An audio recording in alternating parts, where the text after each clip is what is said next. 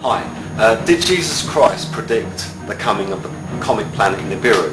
Well, let's take a look at Revelations 6:12 to 17 and compare those directly with the scientific projections of what would happen if a body the size of Nibiru, which is 8 times the size of the Earth, possibly more, passed through our solar system. Okay, and let's see if that matches up with Jesus Christ's prophecy at the end of the world. It says here, I watched as he opened the 6th seal.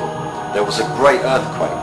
The sun turned black like sackcloth made of goat hair, and the whole moon turned blood red. Let's take those parts first. There will be a great earthquake. If a body that size passes through our solar system, there will be a tremendous earthquake on this earth. There will be such an earthquake that, as Jesus said, not one stone shall be left on another. Now that would have to be a tremendous earthquake. Now let's get to that point in just one moment and how that will happen and just how huge it will be and why it will be that huge. It says that the sun turned black like sackcloth. Now all the volcanoes will erupt. Obviously there will be a lot of seismic activity and the skies will be darkened because of the ash. But this planet may also this time travel between the sun and the earth, thereby causing a tremendous eclipse. There's an important part here.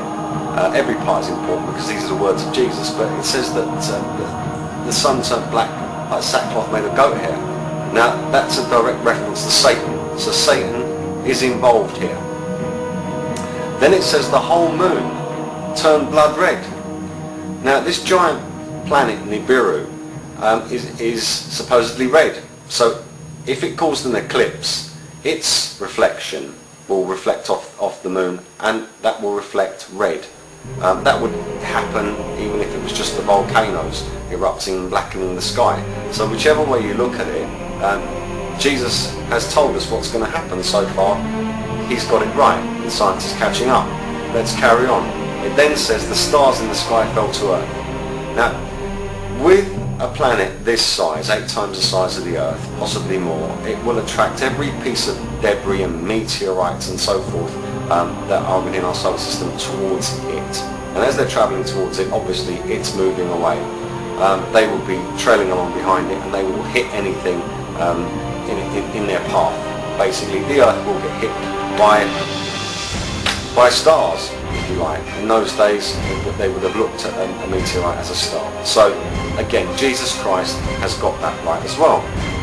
Then it carries on, the sky receded like a scroll. How's the sky going to recede like a scroll? Well, the scientific projections say that when this body passes through our solar system, it will realign, our Earth poles will realign to the poles of this planet Nibiru. So here's my little planet here, okay? Big planet like Nibiru comes past, we will be pulled and the Earth will tip. Now, let's just go through that bit again. It says the sky receded like a scroll. When the poles realign, the Earth will move like this. Imagine the earthquake firstly.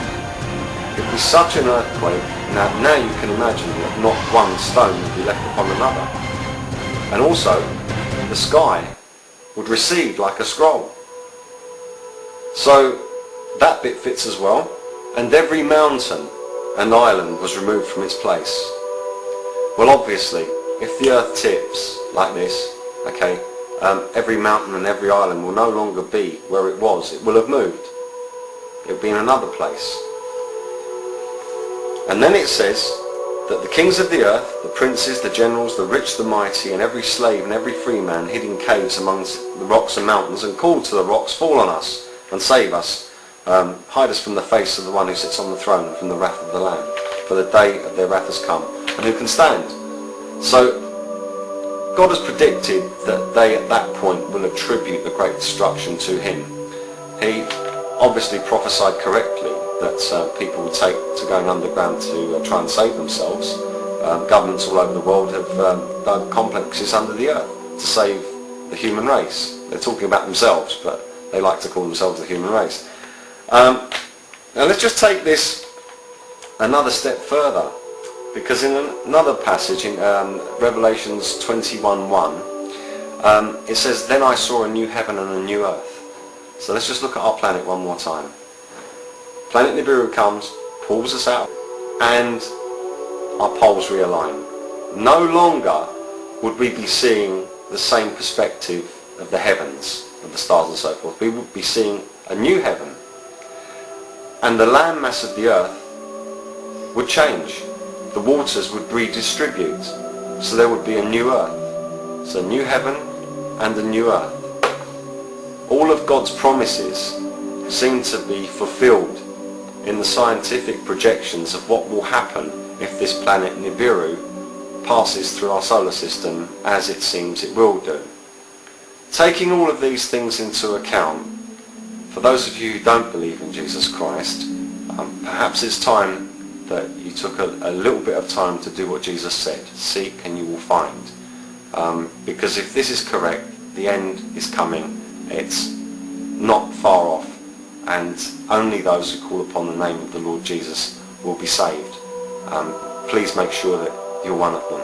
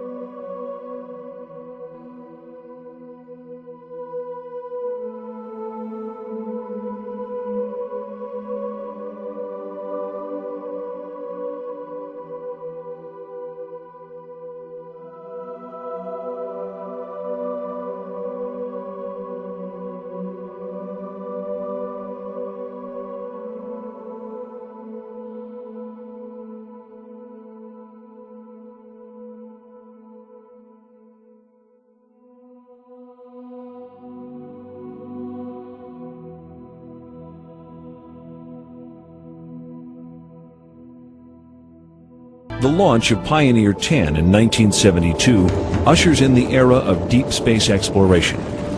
The craft journeys beyond the outer known planets, sending back data that is used to seek a possible 10th planet. 14 August 1978, which was just about 6 weeks after we discovered the fact that Pluto has a satellite.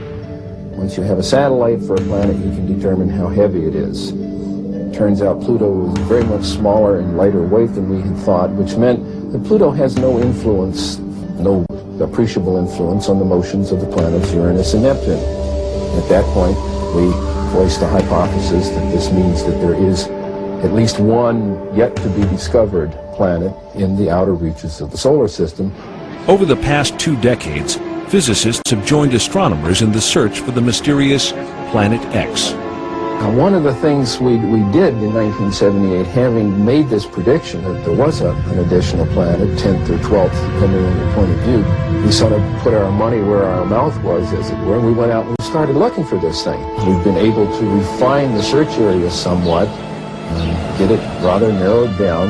We do our predictions based on the observed anomalies in Uranus and Neptune.